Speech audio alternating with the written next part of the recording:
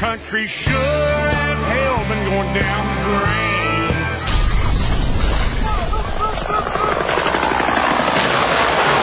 I love the smell of napalm in the morning. What's the buzz? Tell me what's happening. What's the buzz? Tell me what's happening. Why should you want to know? Don't you mind about the future?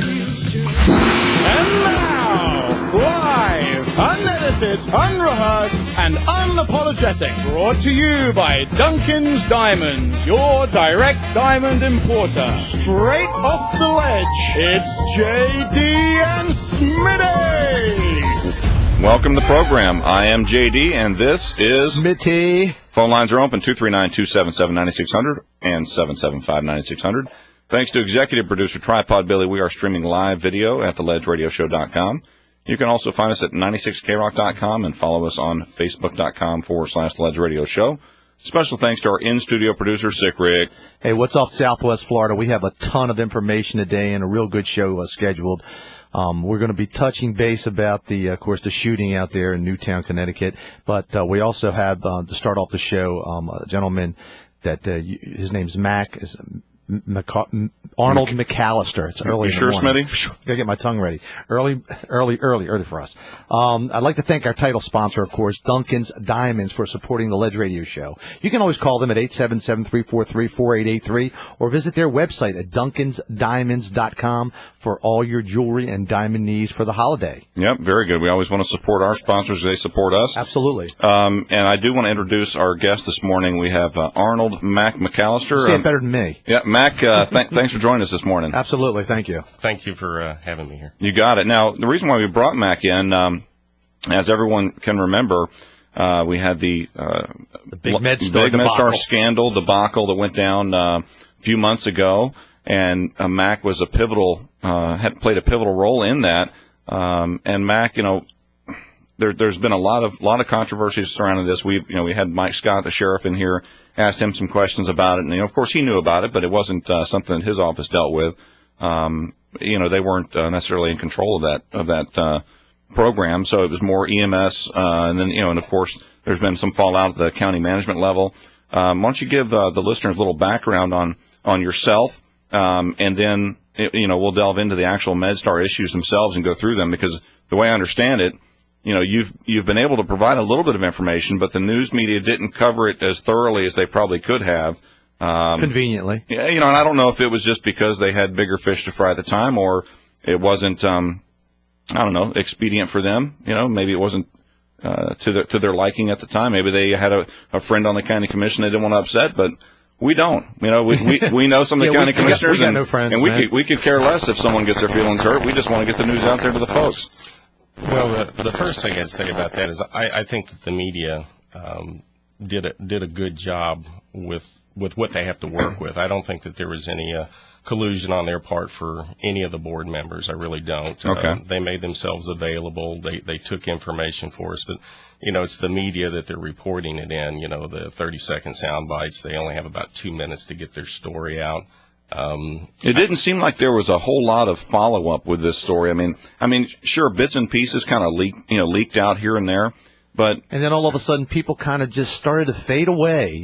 They just all of a sudden, so and so resigned, and this person resigned, and then the story just melts away. But at least people like you left holding the bag, right? So please continue. Well, one of the things that the employees were still upset about is this whole thing turned into a story about billing issues, and that's just the tip of the iceberg. That's just a symptom of the disease. That's really what I think that was the first big thing that I noticed when it came out was the Lee County MedStar. They overbilled like $3 million to the citizens that they supposedly helped, and which since they've returned, I don't know, but I understand that that was what I thought was the big story at the time, and clearly there had been way more infractions prior to that information coming out. So let's I definitely want to hear the whole story here. Is the director of maintenance Greg? Is it Schlesinger? It's Schigner. Schigner. Is he still work there? Yes, both mechanics are currently employed, which is interesting because they said when they shut down the program. When they fired the director of operations, Rob Fulton, they said they didn't have any choice but to terminate the 3 pilots. And actually, at the time, they said that our positions were eliminated. And by using the term elimination, you're not allowed to file a grievance, because the grievance in the contract only speaks to termination. There's no mention of elimination whatsoever. So they were trying to be very legalese, lawyer-like. Yeah, legalese, and say, "Oh, you were eliminated, so that clause doesn't apply to you." Well, take us from the beginning. Let's go, as much as we can, step by step, from the first time that you noticed there was an issue. You or your other folks, but obviously you can speak for yourself. I guess when it got to the point where you finally said, "This is enough. This is crazy." Well, I guess the turning point for that is when we actually I reported violations of the federal aviation regulations to my supervisors within the county. I didn't go directly to the FAA. I notified them that I believed, and I termed it possible violations, because as the only instructor there and the only FAA designated check airman, I have a responsibility to the FAA to make sure that the training program and the administrative paperwork for the training files are done properly. So you would basically be the certificate holder or the license holder for that schedule, that program. And if there was any issues, would you be on the hook for that? Or well, I'm not the certificate holder. Okay. The county is. All right. I'm there. Basically, I was put in this precarious position where I had the responsibility for something that had no authority over whatsoever. That happens a lot in jobs. Yeah. You It get a should lot of never responsibility and then no authority to make any decisions. Right, and there's certain circumstances where that can work, and I agreed to do it initially because my supervisor wasn't able to or wasn't willing to get the authorization himself. Is that Greg? No. Greg Schigner was a mechanic. Okay, He's the director Who was of your direct maintenance. supervisor? My direct supervisor was Rob Fulton. He was the formerly he had been just the chief pilot, and quite frankly, we had issues with him as the chief pilot. He simply wasn't competent, and his evaluations that I did a records request for clearly stated that out. The former director of operations had been a man named Rick O'Neill, who ran the program quite successfully for 7 years. When he was forced to step down because of a power struggle between himself and Kim Dickerson, who was the chief of ground operations, she was later put in charge over MedStar.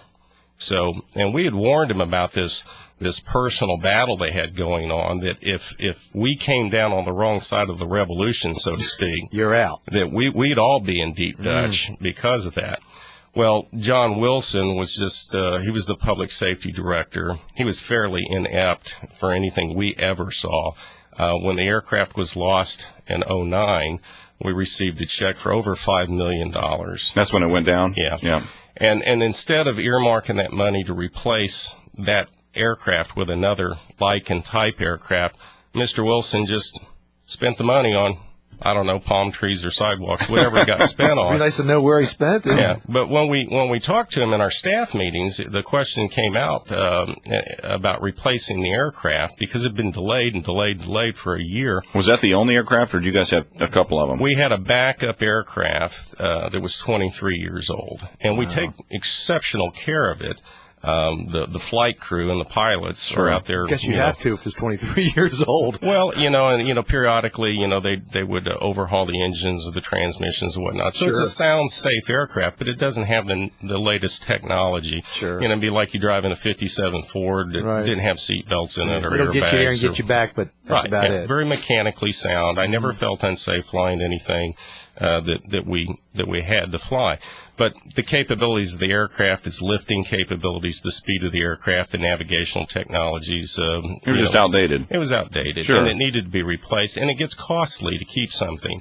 There's a point in everybody's, family budget where you go, well, is it worth putting $2,500 into a transmission on a car that's 4 or 5 years old? Sure. If it's 14 years old, maybe it's time to get maybe get another car. So there was some in your mind, and it seems like it'd be in almost any business person's mind. There was definitely some mismanagement of funds or misappropriation where maybe that money should have went to purchase a new aircraft or maybe a slightly used aircraft, something that would fit the budget.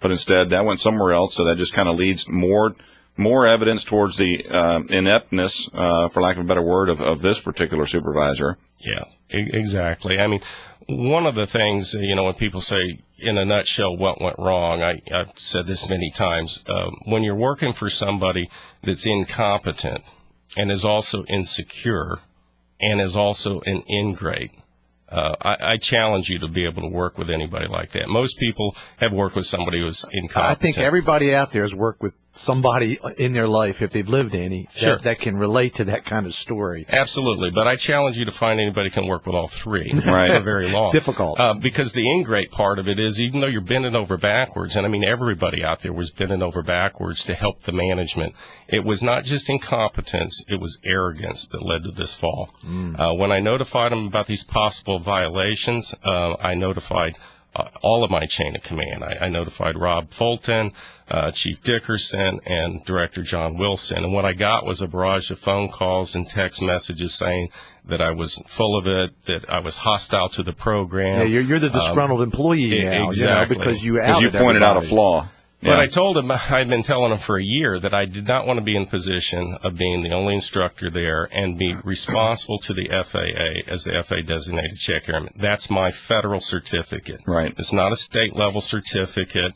It was something that if I allowed this to go on, it would follow me in my next job. The FAA takes a very dim view if a check airman doesn't hold them to the standards that the regulations require. So you're bringing these issues to your supervisors. Are they saying just don't do anything about it, or your information is invalid? It doesn't matter, or how does it escalate from there? I mean, are you allowed to then go to the FAA, or? Well, I was forbidden in writing from having any discussions with the FAA. Really? The FAA primary inspector said that this is not going to work. He said, you need to be able to pick up the phone and call me anytime you have any questions, and vice versa. How deep do you think this went? How high do you think it went? Well, it apparently, what I have come to believe is that Karen Hawes, as the county manager, did not get good information.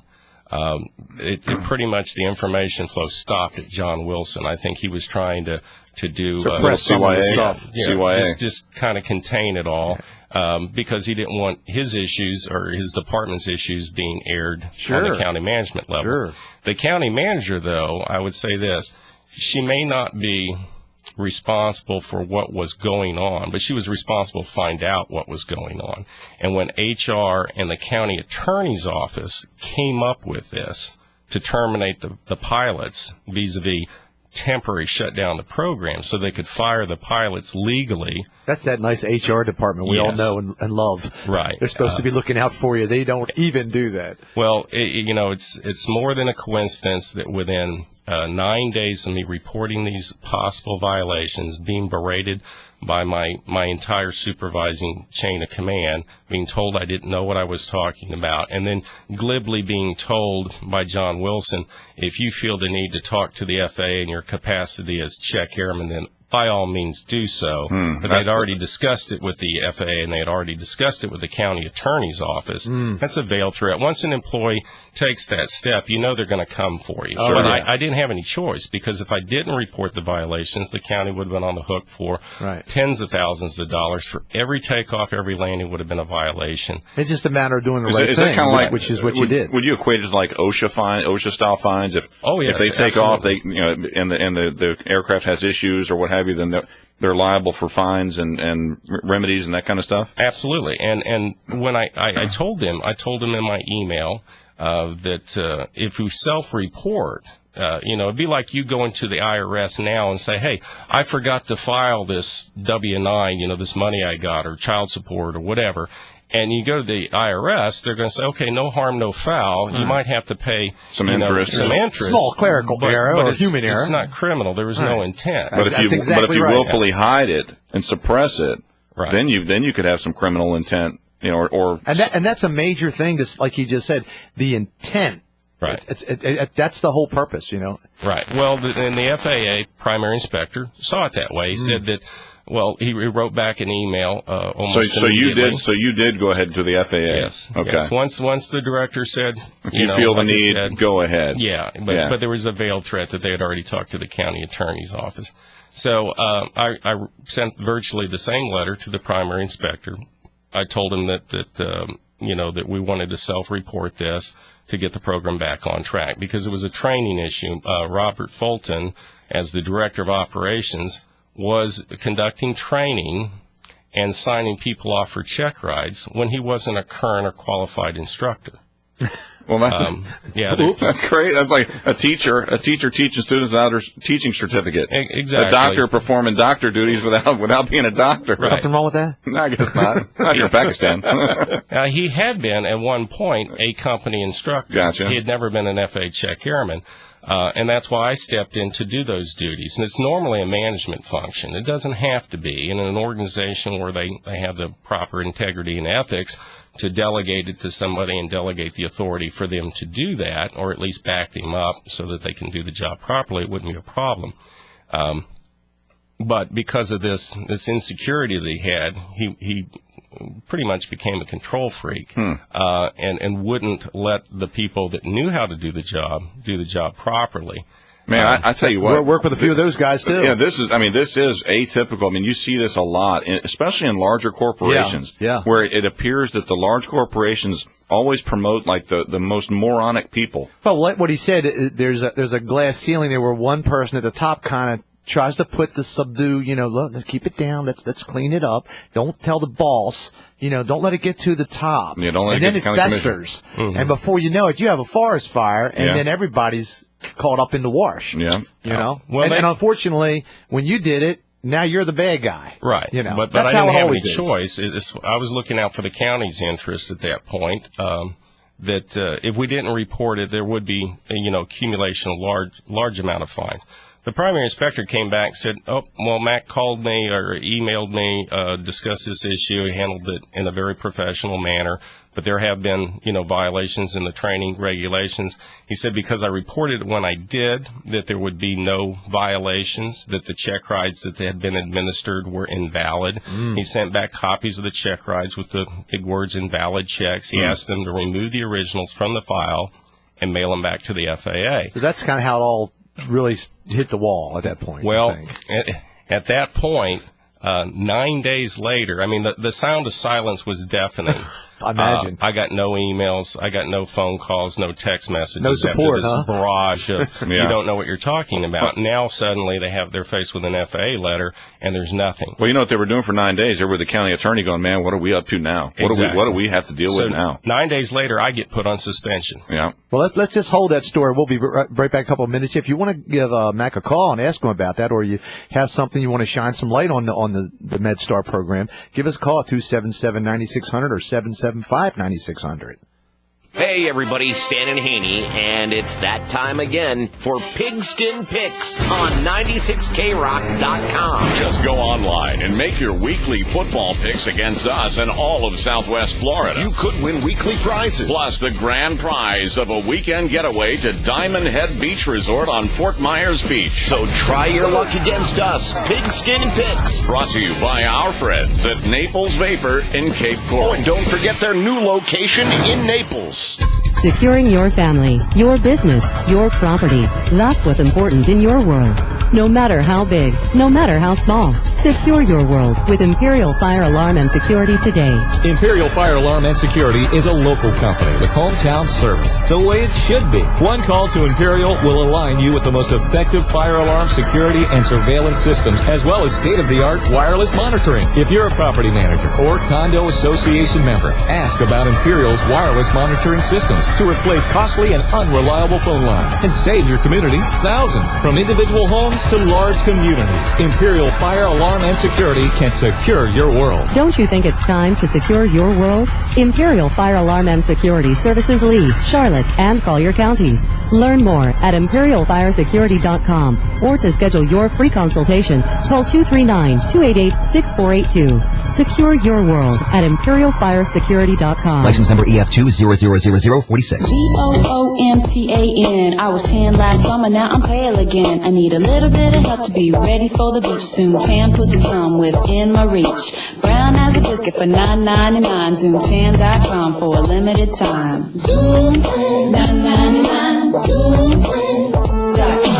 Zoomtan has 25 locations throughout Florida. Go to Zoomtan.com for a location near you and for a free spray tan coupon. That's Zoomtan.com. Why be pale and pasty when you can be tan and tasty? This weekend only, stop into O'Brien Hyundai of Fort Myers and say, show me the money! It's not a dream, it's the Hyundai Holidays Money Machine. This weekend only, stop into O'Brien Hyundai and grab all the cash you can. Drive a 2013 Hyundai Elantra for just $129 a month, or the Hyundai Sonata for just $169 a month. Every Hyundai comes with America's best warranty, 10 years, 100,000-mile powertrain warranty, and the Hyundai Assurance. Plus, only O'Brien Hyundai gives you Southwest Florida's lowest prices guaranteed. Drive a 2013 Hyundai Elantra for just $129 a month, or the Hyundai Sonata just $169 a month.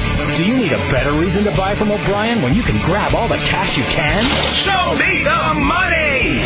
O'Brien Hyundai of Fort Myers, just 2 miles west of I-75 on Colonial Boulevard, or click O'BrienTeamHyundai.com. You should be buying from O'Brien, should be buying. All offers with approved credit. See dealer for full details. Tiger Direct is celebrating 30 days of Techmas with an incredible one-day-only deal each and every day in December. This Thursday only, get an HD Action video camera for only $59.99. On Friday, a 7-inch Android tablet is only $59.99 after $20 mail-in rebate. And on Saturday only, get a 37-inch HD TV for just $229.99 after $30 mail-in rebate. It's 30 days of Techmas every day this month at Tiger Direct in Fort Myers at 13741 South Tamiami Trail. Something new has arrived in Fort Myers, and it will change the way you buy a used car. Because instead of paying the max, you're gonna pay less. Introducing the all-new Pay Less car sales in Fort Myers. Now open, located just seconds west of I-75, exit 136 across from Walmart. At Pay Less car sales in Fort Myers, you'll get more for your money. We've got hundreds of quality pre-owned cars, trucks, vans, and SUVs in stock with prices starting under $3,000. Plus, every Pay Less vehicle comes with Pay Less Assurance, featuring a 12,000-mile powertrain warranty, 1 year of free basic maintenance, and your credit approval is always guaranteed. So why pay the max when you can drive more car and pay less? Visit the all-new Pay Less car sales in Fort Myers, America's used car company. Now open on Colonial Boulevard, just seconds west of I-75, exit 136, across from Walmart. Call 239-313-4940 or visit ftmyerspayless.com. Offers plus tax tag and title expires month end. Well, here we go. Yeah, that's what my friends say too. Well, here we go. Now back to the Ledge Radio Show with JD and Smitty on 96 K-Rock. Talk that rocks.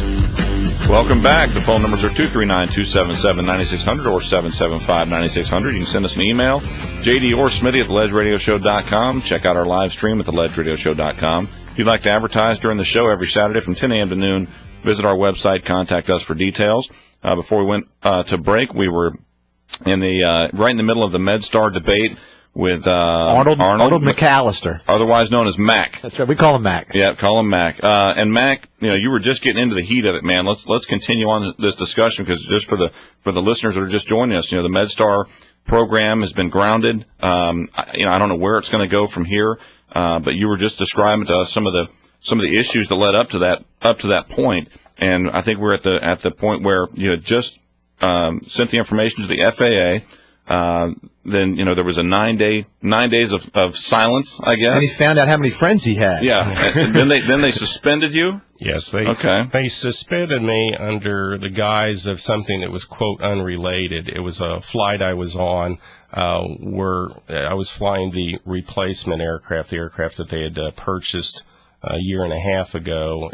It's 10 years old, but they had spent quite a bit of money painting it and refurbishing the interior and whatnot. Well, we had a maintenance irregularity as I came into land. We've got some lights that came on the panel. I had my 2 flight paramedics on board, and I I wasn't sure exactly what the advisory lights were, because you get a master caution light that kind of comes on right in your field of view, and then you have to look and find the segment light that tells you the particular system. Well, this aircraft was equipped with night vision goggle lenses. So they're blue-green lenses. During bright sunlit days, they're hard to read. Sure. So I had to lean over and cup my hand around so I could try to read what it was. I had all three AFCS, that's the Automatic Flight Control System lights, came on simultaneous. So it's not unusual to get one or two, and sometimes they're transitory. They'll just come on momentarily to tell you there's been a glitch in the system, and you can reset it. Man, a glitch in a helicopter is never good. Yeah, you can't glide a helicopter. No, they just pretty much go straight down. Yeah. Well, they say they glide like a homesick brick, but Yeah. you can glide them, and that's one of the things that we do, ongoing training there. Okay. And that's one of the things that really it's very sad for us to see these reports. They kept saying MedStar debacle. It is not MedStar that had the problem out there.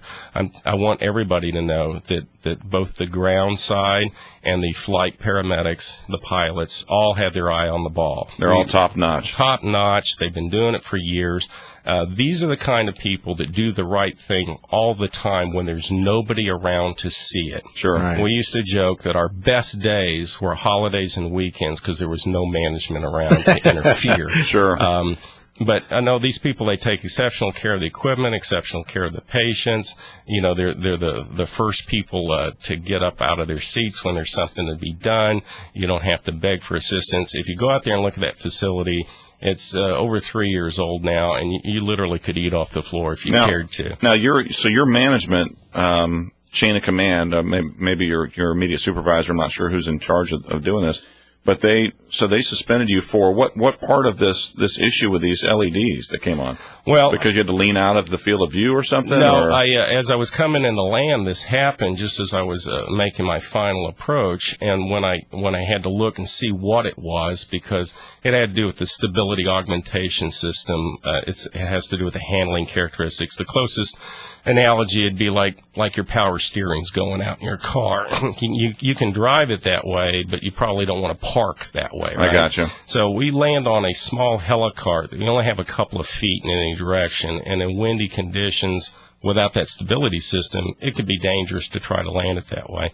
So rather than pushing a bad landing profile and thinking, well, I'll pull it out at the end and everything will work out, the FAA calls that expectancy. In fact, it's right on their website that any time a landing profile is in question, the pilot not only can do what they call a go-around, he's obligated to do a go-round. For the safety of everybody involved. For the safety of everybody. And all that means is you just continue the approach, you pitch the aircraft over into a takeoff profile, you fly away from the ground, you get to altitude, you sort out what the maintenance irregularity is, and then you come in and land. So you must not have done that then? No, I did that. Oh, I did exactly that. I don't get the issue then. I called the tower, told them I was doing a go-around. They asked me if I needed any assistance. Did you buzz the tower like Top Gun? No, nothing like that.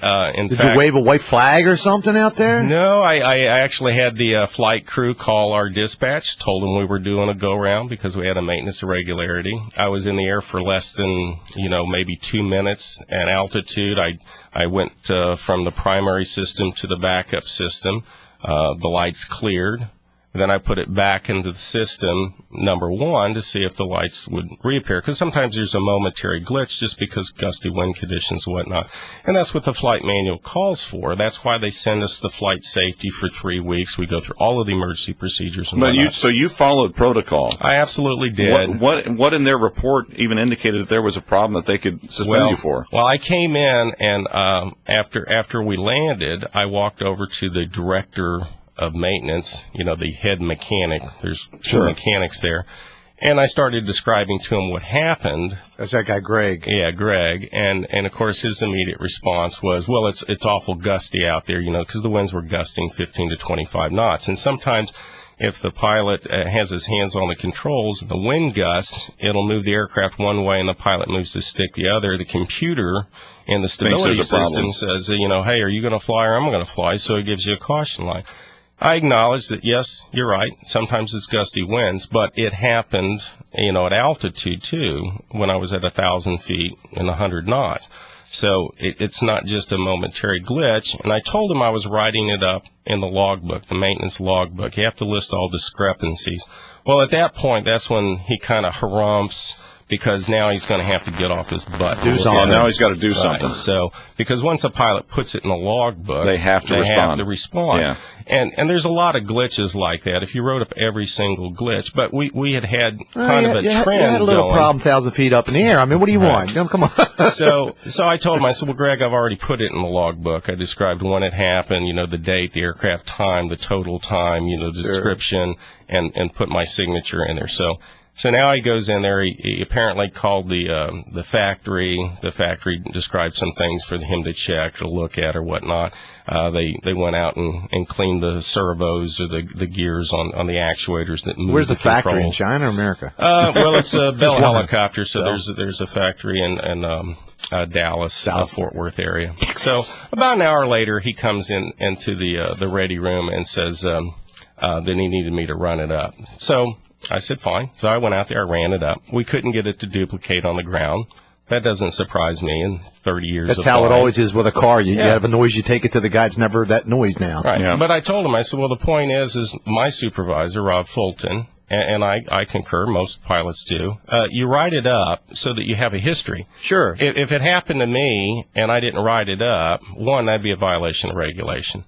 But if it happened to Andy or Ricky or one of the other pilots, I wouldn't know about it unless they wrote it up. Sure. So if everybody this writes keeps it them up, safer, because when they get in, they Quality can control, see that there was an issue at some point. So now they've got a history of this item. Right. Plus, Okay. you trend those things, and when you start to see it happen over and over again, there's a component that's failing, and you can order a new one so that when it fails completely, you can replace it. So there's a lot of good reasons to do it that way. And if nothing else, it forces the maintenance staff to go out and actually lubricate a system or clean it up. Sometimes it's just sand or grit or whatnot, and it protects the health of the system. But when we couldn't get it to duplicate on the run-up, he wanted to go fly it to do what we call a maintenance test flight. You can go out and fly it around for 10, 15 minutes, see if you can get it to duplicate. Well, it wouldn't duplicate. Here again, I'm not surprised. They did do some maintenance on it to clean up the actuators and whatnot. Couldn't get it to duplicate, so he wrote up that he was going to write it up as unable to duplicate. I was fine with that. Sure. It's all been logged in. I flew it a couple of times that day and over the next couple of days, never realizing there was an issue until one day I came in and the chief pilot is there with an HR representative.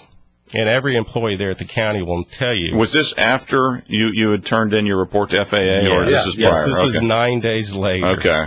9 days So later. coincidental. So coincidental. Yeah, you walk in, you see HR there. It's kind of like having them read you your rights. You know? Yeah. So, the chief pilot wouldn't discuss with me what the issue was, other than I was being put on administrative leave pending the outcome of an investigation related to my doing a go-round. And I'm like, well, Bob, every pilot's authorized to do a go-round. The day you start flying, they tell you go-rounds are free. Right. Rather than pushing a bad situation and having a bad outcome. Makes sense when you're up that high flying a helicopter. But he was recently hired. He was 68 years old. He hadn't flown in 2 years when he started working for us. This is who the county hired as a mid-level manager.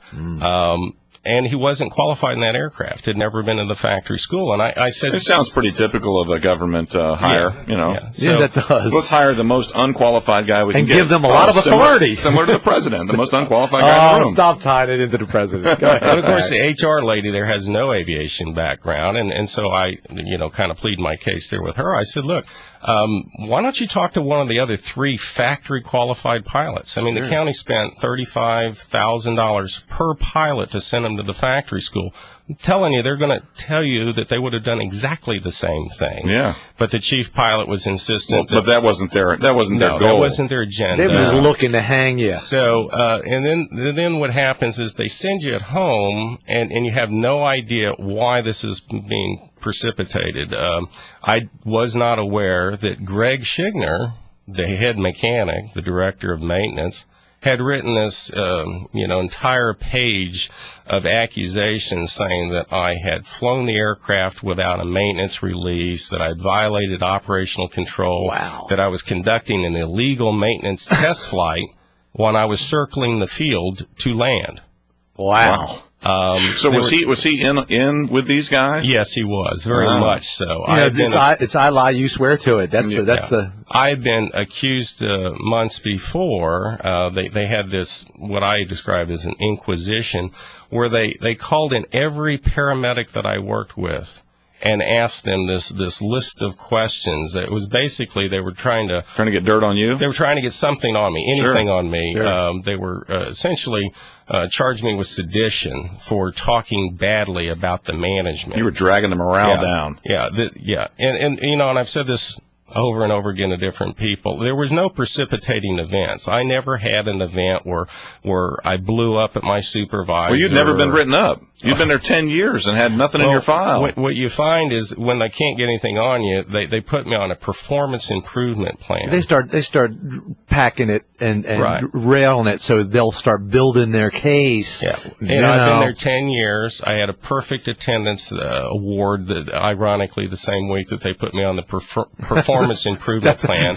Anybody there will tell you I practically eat, sleep, and breathe MedStar. I would come in early, and I would stay after I'd clocked out. I'd be up there sometimes an hour or 2 hours afterwards, just hanging out with the guys there in the ready room, because I like the people I worked with. And I said for years before I came to Lee County that people you work with are a poor substitute for friends. Yeah. But oftentimes that's what we have because we spend so much time at work. Well, these people are all good friends.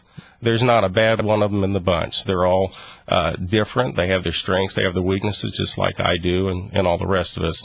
And we always have to say that.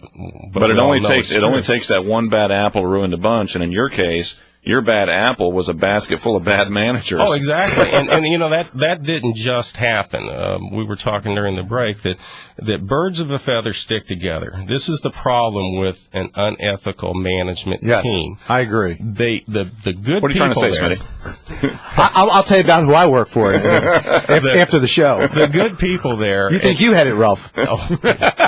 I tell you what, it's a mixed bag, because this, I wish I had a nickel for every time I said this is the best job I ever had. That's great. I moved all the way down to Southwest Florida for a job that at the time I thought, my gosh, if anything happens, there's no other helicopter companies down there. What about not to jump in there, but there was something about all the fuel being stolen. What the heck was that about? Were you using it for your lawnmower? Do you have a jet-powered lawnmower? That wasn't me. I mean, I don't know who. You have a sideline lawnmower business with a jet-power engine? Steals the jet motor oil gas and then goes on the eBay and tries to sell it by barrel or something. Is that what they did? I don't know, man. What do you know about that? That was an email that one of the pilots that resigned, quite frankly, my estimation, resigned out of just disgust with the management. He had written an email several weeks before saying that he was resigning from being on the safety committee. He felt like that the management there had created a very punitive, hostile environment that wasn't conducive to safety.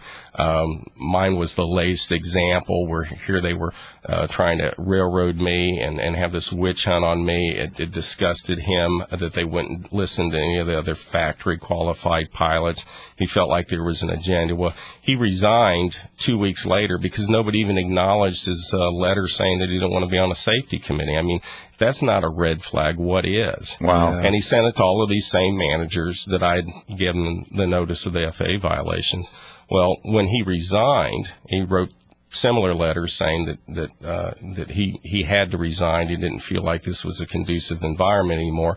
And the response back from this one-page email was, "You're not resigning, you're retiring. You need to talk to HR and turn in your paperwork." There's HR again. Don't you love that? Wow. Yeah. Okay. So he sent me this email about this conversation he had overheard between the director of maintenance, Greg Schigner, the mechanic, and the director of operations, where the mechanic described that he had drained the fuel out of the helicopter, and he was ranting on how the chief pilot had flown the helicopter up there full of fuel.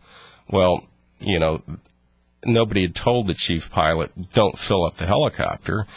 He had to fly it up to an airport up in Avon Park because they were going to paint that 23-year-old helicopter. When it got up there, the idea is you fly it up with enough fuel to get up and back. Well, when it got up there, the maintenance staff realized they were going to have to do some sheet metal work on the helicopter. Well, nobody knew that at the time, and nobody told the pilot, don't fill it up. So he was trying to save the county money, because anytime you buy fuel at another airport, it can be $6-7 a gallon. Where we can get it here for $3.50 a gallon. You know, the pilots have always tried to be very diligent about how we spend taxpayers' money. So he filled it up, figuring it had to go up there and back. The mechanic gets up there, finds they got to do maintenance, so he's going to drain the fuel. Well, we've drained fuel from helicopters lots of times before. They're in rubber bladders inside the tanks. The sheet metal shouldn't have any effect in that. But when he drained the fuel, rather than putting it in drums and bringing it back here to the county to have the fuel farm process it, they could use it for their tractors, you know, mowing the grass around the counter or whatever.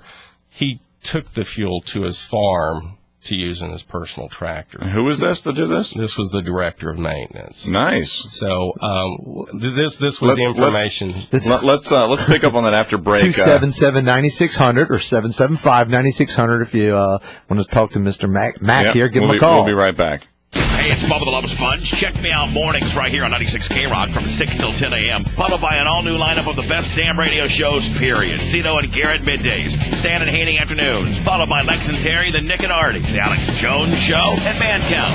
Check out all the shows on 96krock.com. Take K-Rock everywhere you go by downloading the iRadio Now app on your smartphone or your Android. It's a radio station that has balls to give you exactly what you wanted. Entertaining radio. 96 K-Rock. Talk that rocks.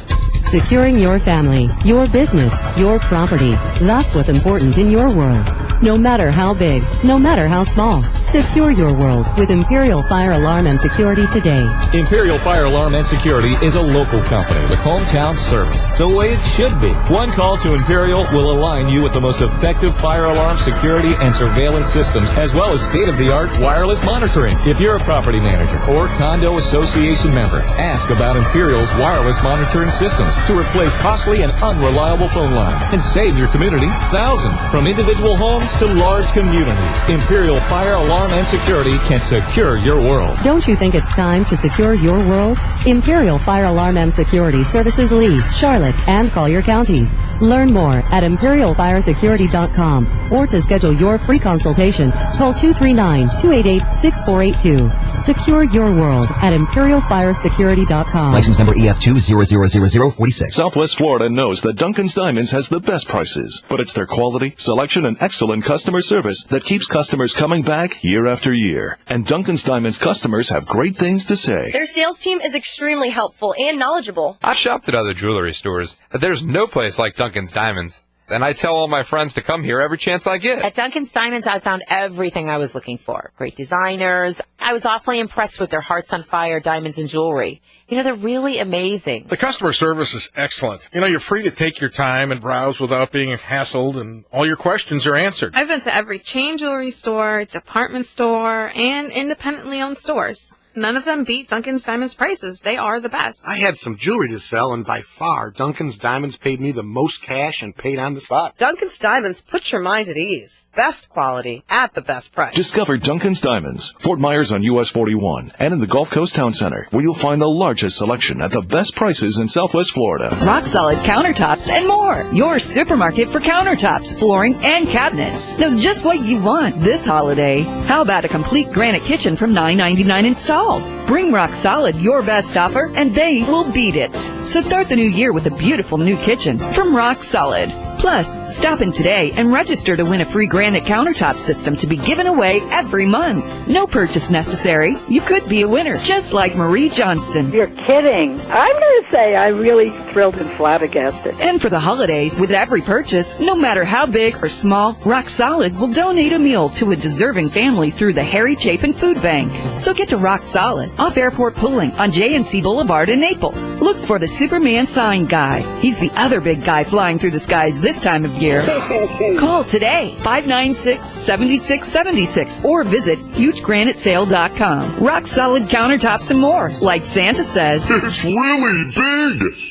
The nicest used cars anywhere in the country are right here in Naples. And they're all on NaplesUsedCars.com. Hundreds of extra clean, low-mileage used cars at a fraction of their original prices. All makes, all models. And right now, during our year-end clearance event, we have over 130 cars on sale for under $10,000. 130 cars on sale under $10,000. Imports like Toyota, Honda, Kia, Nissan, and Hyundai starting under $10,000. Domestics like Ford, Chevy, and Dodge under $10,000. Even luxury vehicles like Mercedes, BMW, and Audi are on clearance starting under $10,000 during the year-end clearance event right now at NaplesUsedCars.com. Browse at your own pace 24 hours a day. Get your trade value, your interest rate, your down payment, your monthly payment, even fill out your credit app online. Plus, we'll buy your car even if you don't buy one of ours. Visit NaplesUsedCars.com. That's NaplesUsedCars.com. Plus tax, tag, and title fees, sponsored by Germain. Now back to the Ledge Radio Show with JD and Smitty on 96 K-Rock. Talk that rocks. Welcome back. The phone numbers are 239-277-9600 or 775-9600. You can send us an email, JD or Smitty at theledgeradioshow.com. Check out our live stream at theledgeradioshow.com as well. And back with us is Arnold McAllister, former pilot from MedStar. And Mac, we're just getting into the crux of this thing. We've only got about 10 or 11 minutes left, but I want to get to, I want to see this thing through, and I want you to be able to tell the listeners and the folks from Lee County, and we've got Collier County listening as well. We had a MedStar program that had great pilots, great paramedics, all of the special operational individuals did their jobs. But we had a management team, according to you, and I believe you because I've seen it many times, that didn't have any business, to me, in that field or running that kind of department. And off the air, I asked you about Lee County Mosquito Control. They got some planes, they've got helicopters, and they spray and all that stuff. And the people that run that, they are aviators, so they know what it takes to run that type of department. But when it came to MedStar, these people weren't aviators. You got, just county managers and county supervisors. And they didn't have to report to anybody. They was like it was like who's watching a watchdog. Yeah. You lie, he swear to it, and I'll sign off on it, and we'll all be good. Yeah. And that's what led to the fall of this thing. And the guys that are down in the trenches are the good guys. And the lesson I would think is listen to the people in the field. Listen to these guys that are telling you this. Well, and that's what I keep saying. It's not just incompetence that led to this. It's the arrogance that was coupled with the incompetence. They weren't going to be told by mere pilots or flight paramedics. These people actually say things like, it's just an ambulance with a rotor on it. Well, anytime you have that kind of mentality, it's what you don't know that's going to get you into trouble. That's just ignorance. Ronald Reagan used to say, I don't have to be the smartest guy in the room. I just have to be smart enough to surround myself by the smartest guys in the room. Absolutely. Well, what we had there was a confluence of arrogance. Chief Dickerson won the revolution over Rick O'Neill, the previous director of operations. They put her overall in charge of MedStar, and that's what led to the decline of MedStar. She feathered her nest with like-minded individuals where integrity and any sense of ethical responsibility just completely went out the window. And then the good managers that we did have there avoided being part of that team. It's such a common story. Yeah. I mean, it's such a common story. You think that there would be some way to rectify that. But in this situation, you've got a whole department that their job is to save lives. Right. Why would you not want to work together? Yeah, that's the job. Save lives quickly, because whenever MedStar is called out, it's a life-threatening situation. You've got these flight paramedics that their job is to save this person's life and keep them alive long enough to get them to the hospital. And yet we got to deal with county bureaucracy bullcrap that gets in the way of this kind of stuff, and that's a shame. Let's take a phone call. Yeah, I've got, looks like Misty from Punta Gorda on line 1. Misty, you're on the Ledge Radio Show. Hi, I have a question for Mac. I was wondering if he could explain to the citizens the correlation between AeroMed and Baselight and what their move to Port Charlotte area means to the citizens of Lee County. All right, thanks, Misty. Thank you, Misty. Well, the aviation staff there, and that includes the flight paramedics and the pilots, have talked about this for years. The citizens of Lee County paid for the helicopter for 34 years. We finally got a permanent structure built for the hangar 3 years ago. We've invested a lot in here. If you do the billing that you're supposed to do under the rules that you're supposed to adhere to, this program could be self-sustaining, where it wouldn't cost the county taxpayers anything. The problem is collection rates are very low. If you bill, $3 million, you might only collect $1.5 million. So the county would have to kick in another $1.5 million to sustain a program. The aeromedical programs, the private companies, will do that same thing. They're going to bill for the services, but they're going to bill far more than the county ever did, because they know they're only collecting about kind of like a doctor bills a whole lot for exactly. So if a doctor if a doctor needs to collect $200 for an MRI, right, he knows he has to bill $1,000 from the insurance company because they're only going to pay $200. Right. But then half the time the patients, if they're self-pay, they don't pay anyway. Right. It's the same thing. Yeah. Plus, they can always write off at a loss those bills that they don't collect, and then they don't have to pay taxes on that they did, because Sure. it's a loss. Sure. It's kind of a game. The county was charging the lowest liftoff fees, not only in the state, but the entire country. Wow. The lowest liftoff fees. Typically, it's about $3,500 for the county, and a lot of programs charge $5,000, $6,000, $7,000 liftoff fees, and then there's about $100 per mile. I quite frankly, I can't speak with a whole lot of knowledge on that, because that was never my issue as a pilot. You weren't in the billing department. Yeah, I'm not a bean counter. I leave it to them, and I expect them to know what they're talking about. But what AeroMed's doing is they're positioning themselves in Punta Gorda to pick up the flights to the north of Lee County, to the east of Lee County, and any program that comes in here then won't have the benefit of charging for those flights. So they're probably going to have a tough time subsisting on just the Lee County flights. Lee County MedStar was not just a county asset. We were a regional asset that we covered parts of Collier County, all of Lee County, the Berry Islands, of course, Hendry County, and Glades County, Sarasota. You guys had a huge area. Charlotte. Yeah, because we had a better capabilities. When we were flying instrument flight rules, IFR, we were the go-to guys in the state. There were times where nobody else in the state could launch a helicopter except Lee County. So we'd fly all night long, because we had the capability of taking off, flying in the clouds, going to an airport, shooting an approach, landing, picking up patients, and coming back the same way. There's very few programs in the country that have that capability. I think there's only 3 in the state of Florida. Is there any way to hold the people above you accountable, or are they just or Teflon? Or have they been held accountable and they're gone now? Well, to my estimation, they haven't been held accountable. They've been allowed to retire, at their full retirement pay and benefits. Karen Hawes got a buyout that was in excess of $250,000. And I think I may be wrong, but I think Mr. Mann, did he have a part in that? Well, Frank Mann was the one that tapped her to be that position, and I remember an interview with him regarding the MedStar issue, and then having to let Karen go, and he didn't want to have to let her go because he's the one that brought her in. Quite frankly, brought her in. Yeah. So it even though he brought her in, it obviously didn't make him look bad enough, because he was still reelected anyway. Yeah. Well, it's unfortunate that the digger the further you dig in this, the deeper it goes. The canary in the coal mine, so to speak, was HR. HR is still there intact. The audit that the clerk of courts just completed is pretty damning to management all along the line there.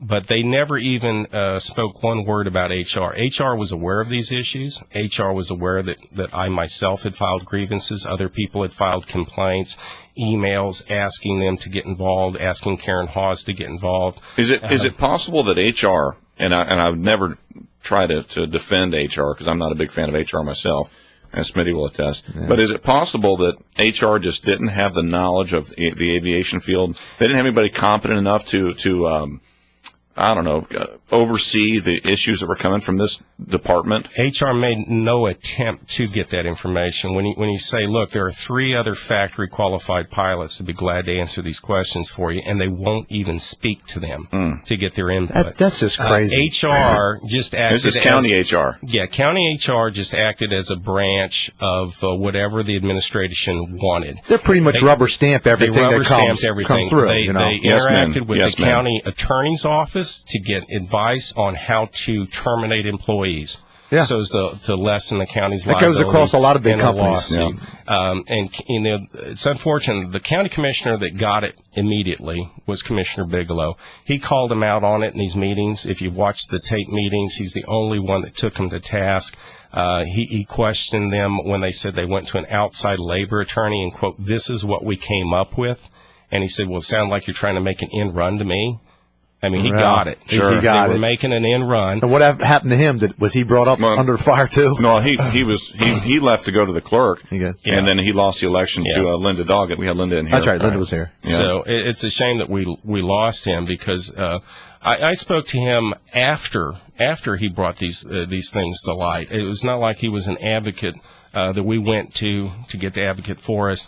When I realized, hey, he gets it, I went to speak to him. I spoke to Frank Mann initially because I wanted him to know what's going on, and of course, he got out in front of it like, oh, we're going to get to the bottom of this. This is he was running for a tough re-election. Yeah, that's all it was. Is he wanted to have the appearance of getting to the bottom of it. Nobody wants to speak about this. Nobody wants to talk about the root causes. Now that the program is grounded, we don't know where it's going to go now. And we're coming up on a hard break in about a minute or so. Any advice you'd give them? Not only that, but do you think that the county is just not suited for this? And maybe there's been some rumors of maybe a privatizing MedStar, for lack of a better term? That's the decision that they've already made, that they're going to privatize it. My advice to them at this point is we shouldn't have our people on a private helicopter. The county's just going to incur a whole lot of liability for no benefit whatsoever. The private company says they can do it better and cheaper, then the county shouldn't pay anything for that. Gotcha. They should come Let them bill it themselves, and everything. do it themselves. We have all of the people and equipment in place right now. It's just a matter, and getting good management to know what they're doing. Yeah. Maybe you can get a job with them, man. No, that's not going to happen, and that's not what this is about. Yeah, I he's done. that. So, I think that HR needs to be held to account. If anybody wants to know why this melted down, is because HR was aware of these issues, and rather than dealing with a fair and forthright manner, they tried to cover it up. Give the websites where people can go and research this themselves before we go to break. Well, we have a couple of them that the citizens came up with. Misty Turley, give her a shout out. The Citizens for MedStar. I guess you can access it through Facebook as well. And then there was a SaveMedStar.org. And both of those have documentation. We can show you the documents where we filed, the notice of the FA violations, where the employees were trying to work with the management. And every time we did, if you identify the problem at Lee County, you get identified as the problem. Sure. Unfortunately, I didn't have any choice. I was legally bound to notify for these violations. Well, it sounds to us, Mac, and I agree with Smitty on this one for once, that you did your job, you notified, you got the short end of the stick, and we think it's sad, but it happens a lot of times, and we really appreciate you coming in here today and airing this out to the public. We hope that the county can make some better decisions in the future, try to keep the program alive, and we really appreciate you coming in today. Absolutely. I have to say, I appreciate you having me in. I think the program's dead. I don't think anybody in management wants to bring it back on the county commissioner's level. I came in because the people of Lee County EMS, the ground providers, the paramedics, they deserve better management than what they're getting. And that's all we want, too. We want the good guys to stay in. On a daily basis. And it's a shame because we do have some good managers there. Yeah. The problem is that they're not going to attract good people from the ranks that are coming up because they don't want to be part of that system, that unethical system. Well, Mac, we appreciate it, bud. Absolutely. And, folks, we'll be right back after this break. 277-9600, 775-9600.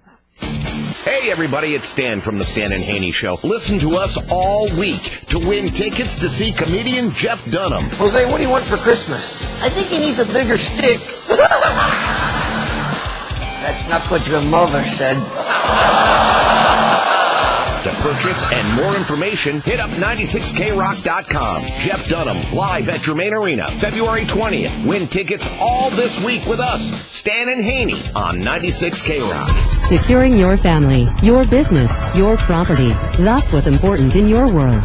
No matter how big, no matter how small, secure your world with Imperial Fire Alarm and Security today. Imperial Fire Alarm and Security is a local company with hometown service, the way it should be. One call to Imperial will align you with the most effective fire alarm security and surveillance systems, as well as state-of-the-art wireless monitoring. If you're a property manager or condo association member, ask about Imperial's wireless monitoring systems to replace costly and unreliable phone lines and save your community thousands. From individual homes to large communities, Imperial Fire Alarm and Security can secure your world. Don't you think it's time to secure your world? Imperial Fire Alarm and Security services Lee, Charlotte, and Collier counties.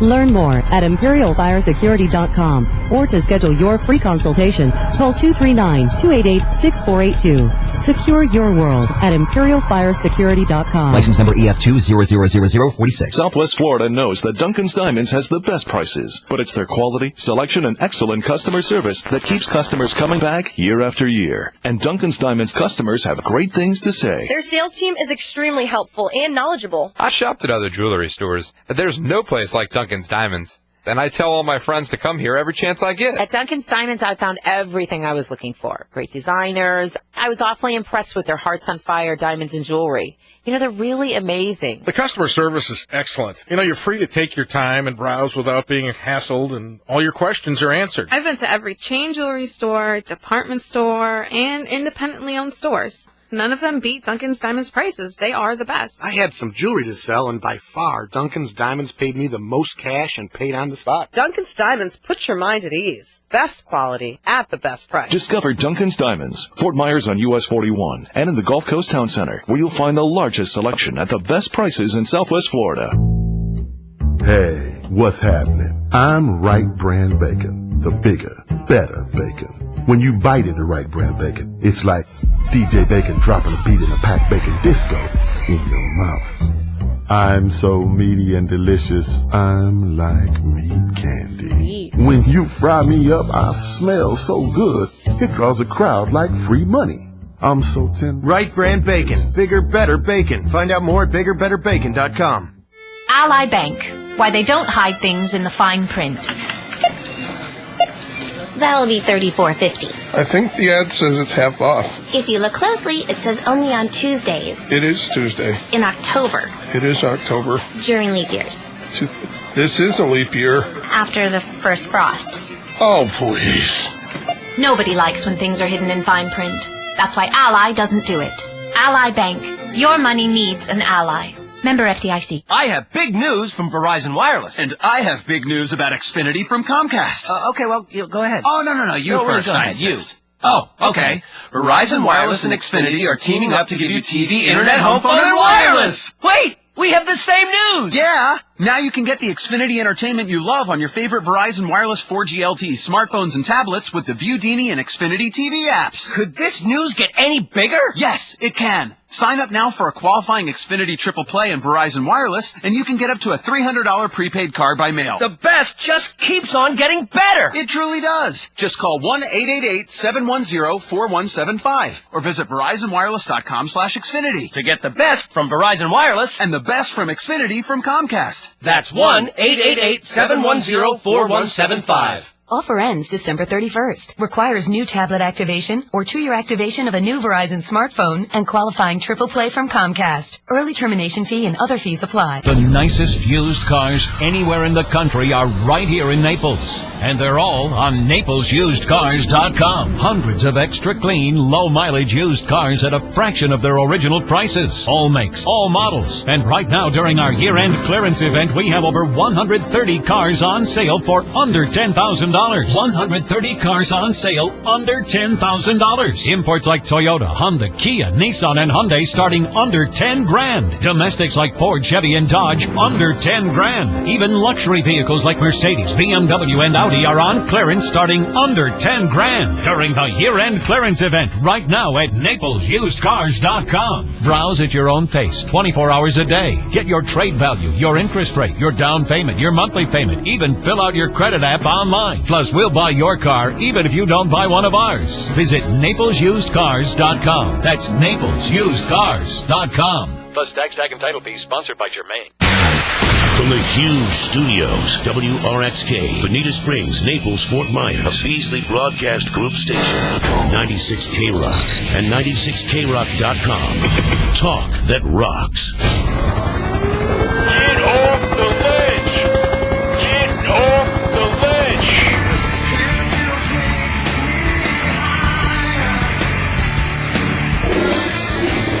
This country sure as hell been going down the drain.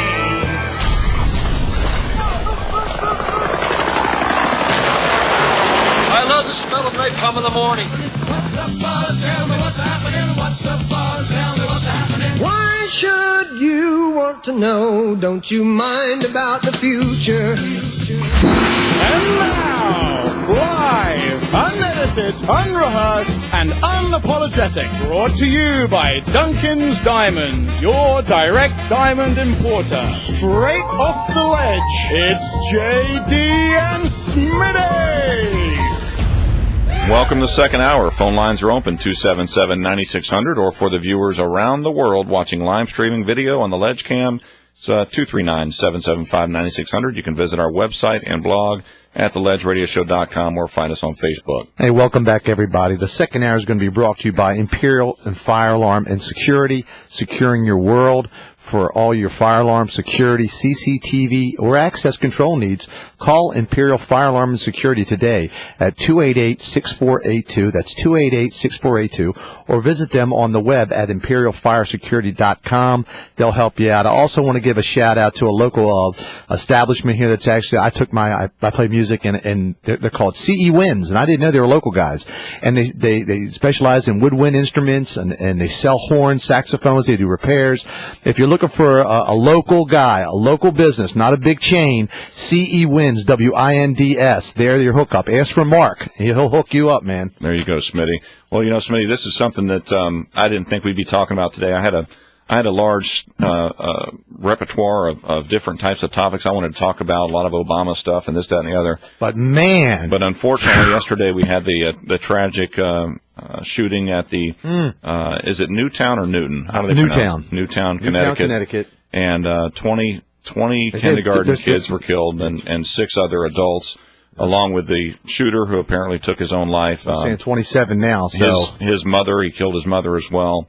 We just, our hearts and prayers, they go out to the families of the victims and to the other children that had to witness this and had to walk past the scene on their way out of the school. Yeah. I know it's tough. It's a tough time of the season to begin with. It's already the holidays. Yeah. And if anybody that has a parent, that's a parent that has kids, can only imagine what it's like to hear that your child in his elementary school or hers is now under siege by an assassin who basically comes in and just kills innocent kids. And of all things, why don't you go someplace else? I mean, like you said the other day, you said these incidences seem to happen where there's the least resistance. Yeah. Well, that's the thing. There's immediately after the incident yesterday, and not to downplay the incident itself, of course, Facebook blew up, and I keep Facebook running in the background at the office and during the day. Just to see what's going on. And I think that's where I first noticed the issue. I didn't even have the news on yet in the office. And, of course, some of the first things that come out are topics such as gun control. A lot of people. And the thing is, when it comes down to it, and if you got a comment on it, give us a call, 277-9600, 775-9600. The bottom line is, and I responded to a friend of mine on Facebook, and I don't think it was her intention to say that gun control was the answer.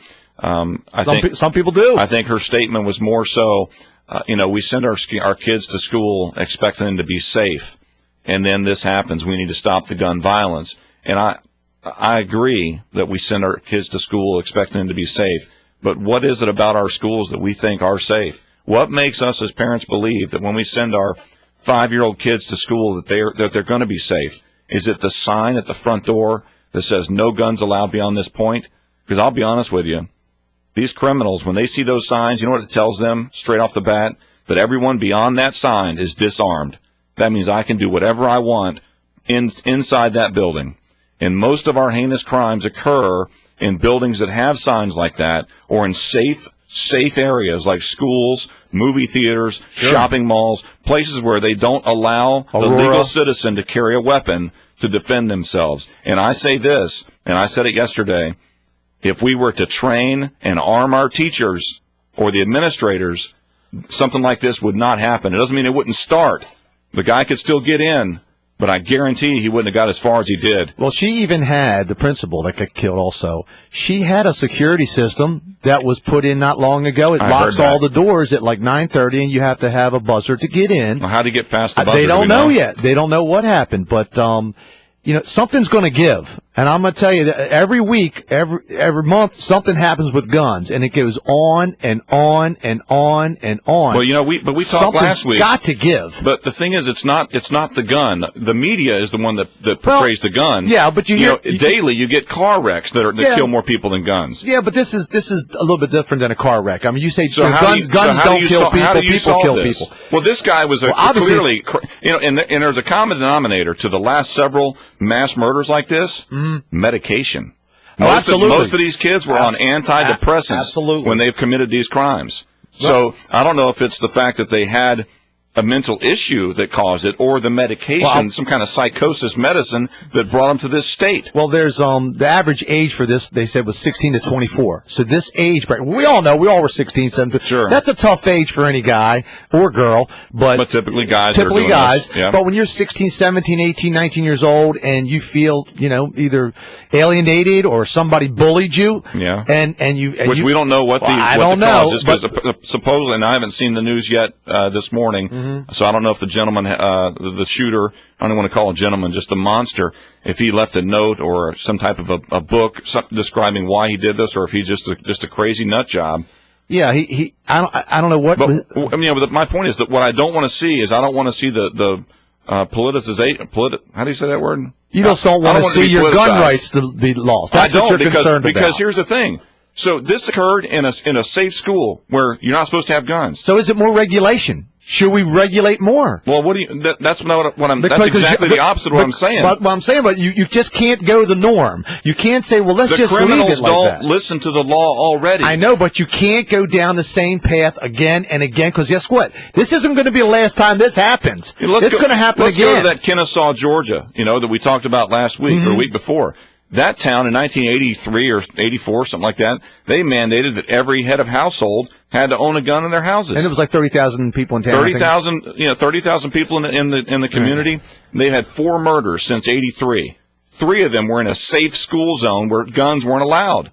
So in this situation, we've got 20 innocent babies slaughtered. That was absolutely and no one there to protect them. I think the biggest issue with the gun, it's going to be the epidemic of the century. That's what's happening now. These guns are getting out of control. I know guns don't kill people, people kill people, but this is a problem. And you mentioned something about... But more people get killed with baseball bats than guns, so you can't say. But the problem is the news doesn't report the baseball bat. But it's because it's not their agenda. I think the key, like you mentioned, was mental illness. You've got a lot of people. I think that's the epidemic. That's the epidemic, because you've got people for years. People were, we call them nuts, but they swept this under the carpet. It was just kind of like, oh, that's Mr. Joe, or that's Billy. He's a crazy boy, and nobody really addressed this kid. Well, and now it's coming back to haunt us. And I saw on Facebook yesterday one of our listeners. He said something about, in the old days, they used to put folks in insane asylums. Beat the crap out of them. But then that became politically incorrect. Yes. So they pulled them out of there, put them back in the regular school,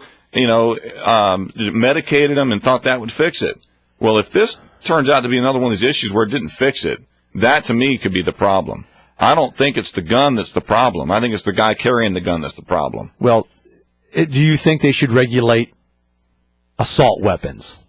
I don't even know if he used the assault weapons in the shooting. But no, I don't think they do. I don't think. Here's the thing: you can have a pistol with 10 rounds in a magazine, and you can have 20 magazines on you. So where do you draw the line? Well, he had a. Because I'm gonna tell you what: if I've got an assault weapon, I can combat that guy. It says here the bloodshed ended with Lanza's own life did. He was found dead in a classroom with 2 firearms, a Glock and Sig Sauer. And I don't know what a Sig Sauer is, but maybe you do. I do. Another gun, a .223 Bushmaster was found nearby. That's an AR-15 style. Okay. I thought that they had found that in his car, but I'm not sure. But regardless of what tool he used, he could have went in with an ice pick and killed everybody. Ice pack. But he didn't. He used a gun, and it wasn't his gun. It was his mom's. The guns or weapons were registered in his mother's name.